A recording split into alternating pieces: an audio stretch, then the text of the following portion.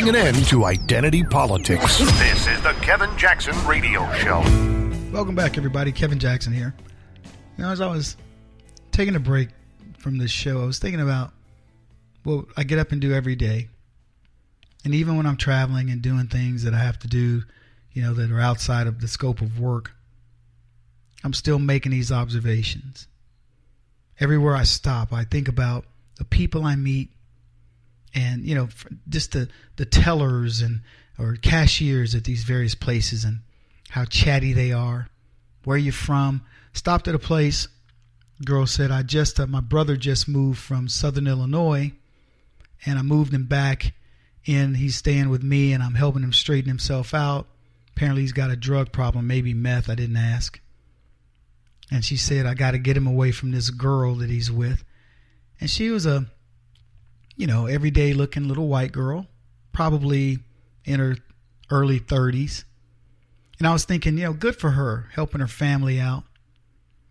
And then a part of me wondered, why are you telling me this story? You know, I guess she noticed the driver's, the tag on the truck that I rented. And so it made her think about St. Louis or something, Missouri. I don't know. I know eventually I did tell her, yeah, I'm, you know, relocating my family to Arizona, even though I've still got my house in St. Louis. And I've got a lot to do on that. And obviously we'll be going back and forth and doing a bunch of other stuff. But nice girl that didn't look at me any other way than just a guy who's looked road weary. And because I asked her, how fresh is the coffee? And then I said, oh, by the way, do you have a machine? She said, yeah, right here. And it was it wasn't in a normal area. That's why I had to ask her. And talking to truckers, I'd have to take my dog out so he could use the bathroom. And a Mexican guy pulls up in a truck. I believe I was in New Mexico, maybe. And he sees my dog and he says, oh man, it's a beautiful dog. I said, I appreciate that. He says, I just lost mine. And I said, man, I'm really sorry for that. And I'm not kidding you. You guys think I'm joking. He stayed there 10 minutes telling me about dogs and his dog and trying to get a dog for his kid. And he had just gotten a new one, but he had to go pick it up. And I finally had to go in because I had to use the bathroom and let my dog use the bathroom. And I usually put him on a pole. And I said, hey, man, I really got to run, but good luck with the dog, etc. But the number of people that chatted me up about my dog. Stopped at one place to get diesel and DEF, which is a fuel additive that goes with big trucks. And I put my dog on a pole. Thought he might make a little extra change, you know, stripping. No, I'm kidding. But I put him on a little pole where I could just loop his leash through it. And I went inside and the guy could see my dog at the QT automotive place. And he looked at me like, I got him.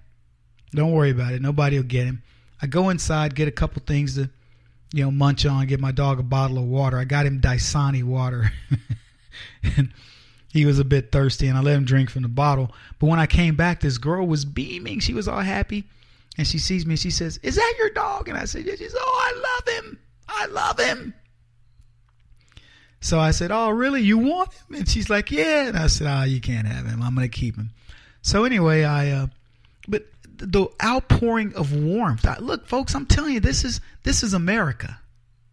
This is me going, 1,500 miles. I think it's a total of 1,600 miles. Stopping place after place. I mean, trucks burn a lot of fuel. So I'm going to, mostly when my stops, I didn't stop anywhere just along the road. I stopped only when I needed gas or, you know, bio breaks. And generally it was both, right? And we'd buy food and, you know, I'd have the dog with me and so on and so forth. But the people that engage with you, Hollywood, the left will tell you stuff about people and try to make you believe that America is, you know, has a certain look and feel to it. And I'm telling you, go across the country without an attitude and watch how people treat you. It was refreshing to have validated what I already knew about the country. But the thing that I find most disturbing, if you want to call it that, is just that we have to do it. I'm really sick of of fighting with these leftists all the time and trying to make them understand that there's another whole world out there. I cannot tell you the difference between these city dwellers and these people in small town America who are so happy to have somebody come by and just listen to an issue like her brother, the girl talking about her brother. And I could give you 5 other instances of stories that were sitting and talking to people, waiting on food, waiting on the fuel to come in. Guy comes out a trucker and he's got a thing that says, boobs make me smile. We made eye contact. He says, "That your dog?" I said, "Yeah." And he goes, "He's a beautiful dog." And as he was getting in his truck, he says, "Hey." And I looked up and he showed me his sticker, is a bumper sticker. It said, "Boobs make me smile." And he goes, "Had to get it." Oh my goodness. And I mean, little things that you don't pay much attention to unless you've learned to become observant. And even the road, just where people are telling you, there's a cop down the road, or, something. We don't have anything wrong with the truck or anything, but, showing acts of kindness. My truck would only get to 40 miles an hour up some of those hills, man. It was like down to the floor, but with such a heavy amount of stuff in the back that it couldn't pull that hill. And I would just be chugging along. But anyway, people would move over or they let me in, things like this. And you got to understand, it's not like I'm used to driving this big old thing. But I guess what I'm trying to say, folks, is when you stop and you pay attention to what's going on in the world, you really notice how great it is, how great America is. It's nothing like the way these people say it. And I so want to get these kids out of the city. I want to have them travel 2 or 3 at a time. Go in a place with a good host and show them Americana. You're traveling down the road, you're watching people out there in farms on their equipment, baling hay, roads being, worked on, your tax dollars at work, which don't even get me talking about the roads. Beat the crap out of my furniture. But yeah, but you see all the work that has to go on throughout the day. It's not Wall Street. It's not moving money around. And I'm not saying those guys don't deserve money. I don't think they deserve to make the kind of money they make. But it's guys and girls getting up in the morning and going and doing a job. And you can see the results that day or the next day.